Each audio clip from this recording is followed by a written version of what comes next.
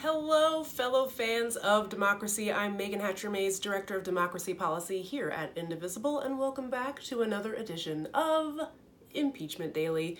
As you know, Impeachment Daily exists to demystify the impeachment process and let you know how you can stay involved in this fight. Now, it is Monday, and we're still easing into the impeachment drama here a little bit in DC, but we can still recap what happened over the weekend and give you a glimpse into what shenanigans are going on today. Now, first we are going to start, as ever, with what just happened, where we recap what we know. And in fact, we're going to talk a little bit about what happened over the weekend, although there wasn't a ton of impeachment news, except that you may have seen Trump was savagely booed by Washington Nationals fans at last night's World Series game. It was fantastic. 40,000 people just booing Trump and throwing up impeach Trump signs. Beautiful. You love to see it. You love to see it. Stuff like this very rarely happens to Trump, which is why it was so satisfying. He almost never goes anywhere except to his own rallies and his own hotel properties. So obviously the crowds he surrounds himself with are almost exclusively adoring supporters, right? Or fellow rich guys. So it's rare that he ever finds himself in a situation where he has to actually face the reality of his own unpopularity. So this was really great to see. For me personally. Now, there was some disagreement among the pundit class here in DC as to whether or not it's appropriate to boo the president or not, but my personal take is that of course it's fine. It's fine. That's what the First Amendment is for. Afflict the comfortable and all of that. So if you see Trump or one of his henchmen, why not boo them? It's actually very satisfying. They're very bad people who are destroying our country. Getting booed by me or you is literally the least they deserve, so make it count if you see them. So that happened over the weekend, but there's even more trouble in paradise for Trump now, which leads us to what is happening. So as we have discussed, Republicans are struggling sort of mightily to defend Trump on the merits of this impeachment stuff since he's so obviously a criminal. So they're running around crying about due process, right? It's not just congressional Republicans, by the way, who are having a hard time defending him. You can now add Mike Pence to the list of Republicans who can't seem to come up with any good excuses for Trump's behavior.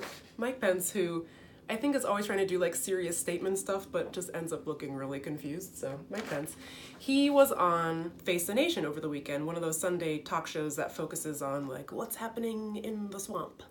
So the host, Margaret Brennan, took the opportunity to ask Pence about Trump's phone call with the president of Ukraine, and it was revealing.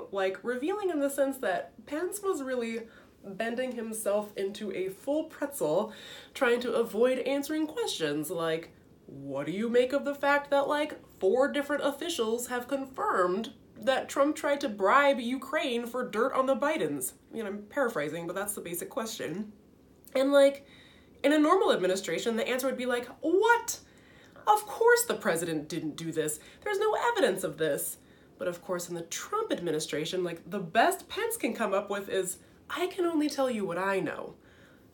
Not exactly a full-throated defense. So Brennan pressed Pence on this several times, and Pence just kept replying with a bunch of variations on, oh, well, my interactions with Ukraine were fine, and I personally wasn't involved.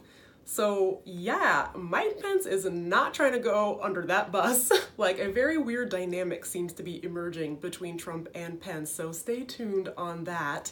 I certainly will. One last quick thing. We've been hearing that a vote on the final impeachment articles would happen sometime around Thanksgiving, and we still think that's true. And today we found out we're getting closer to that vote. This is actually really exciting news. So on Thursday, the House is going to take a vote laying out the rules and procedures of the next phase of the impeachment inquiry. So remember, we talked about how this whole process would start with the House Intelligence Committee, who would then make referrals to the Judiciary Committee, who will kind of take up the baton from there and usher the impeachment articles through the committee to the final vote. Well, this little funky procedural vote that's happening on Thursday is a very important next step to get us there, actually.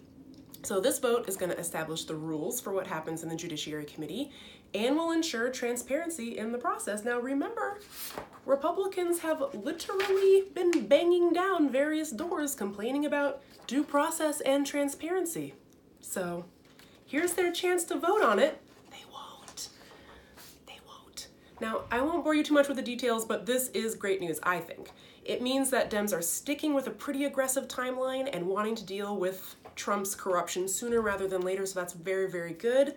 They're listening to us, and we are very happy with that timeline. So stay tuned on that. In the meantime, you can text IMPEACH to 97779, and we will connect you directly with your representatives.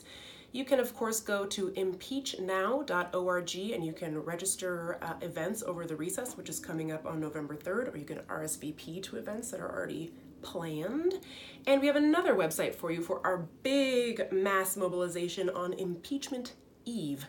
Now, we don't know the exact date of the impeachment vote, but on the night before, we are asking you to hit the streets with your best sign, your best, like, Trump costume, I don't know, on the evening before the final vote. As soon as we know the day, we'll tell you. But in the meantime, you can go to impeach.org. Yes, another website, but this one's very good. It has a map. You can pre-register events so that we could all be in the streets, holding up our signs, complaining about Donald Trump. Big mass mobilization. I will be out there. If you want to join me out there, go to impeach.org and pre-register for event. Super excited about it. It's going to be big, big showing, and I am looking forward to seeing you there. Thank you once again for tuning in to another episode of Impeachment Daily, and I will see you tomorrow.